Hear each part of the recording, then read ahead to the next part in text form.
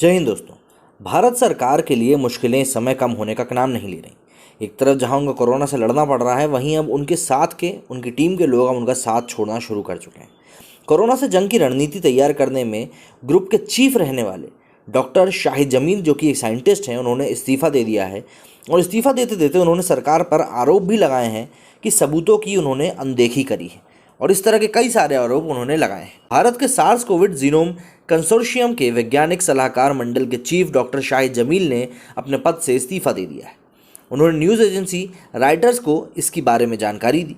Senior virologist doctor Jameel ने कुछ दिनों पहले एजेंसी से कहा था कि भारत में अधिकारी सेट पॉलिसी के तहत सबूतों की ओर ध्यान नहीं दे रहे हैं।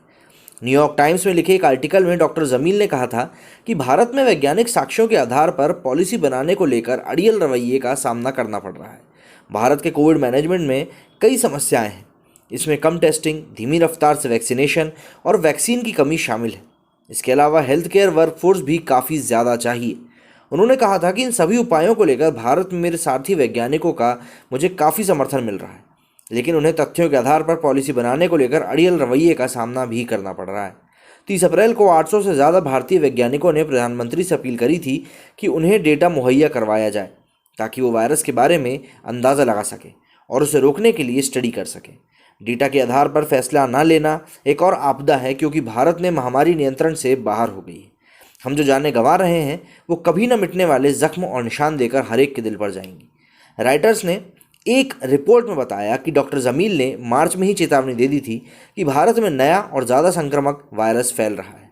इस B1617 वेरिएंट की वजह से ही भारत देश पूरी तरीके से कोरोना की लहर से जकड़ गया है।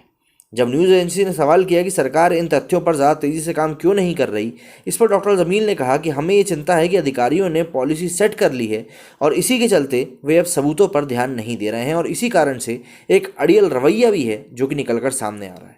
अगर हम इसी तरीके से चीज़ों को देखें तो आपको ऐसा महसूस होगा कि कहीं ना कहीं भारत सरकार ने गलती तो करी है, क्योंकि जिस तरीके से कोरोना फैला उसमें अगर लोग जिम्मेदार हैं खुद की सुरक्षा के लिए, तो कहीं ना कहीं सरकार भी जिम्मेदार थी व्यवस्थाओं को सही करने के लिए या फिर दुरुस्त करने के लिए, जो कि वो नहीं कर पाए। यहाँ पे मेरा सरकार से मतलब है राज्य सरकारें भी और केंद्र सरकार भी, क्योंकि देखिए गलती हुई है और उसको हम यूं ही नज़रअंदाज नहीं कर सकते।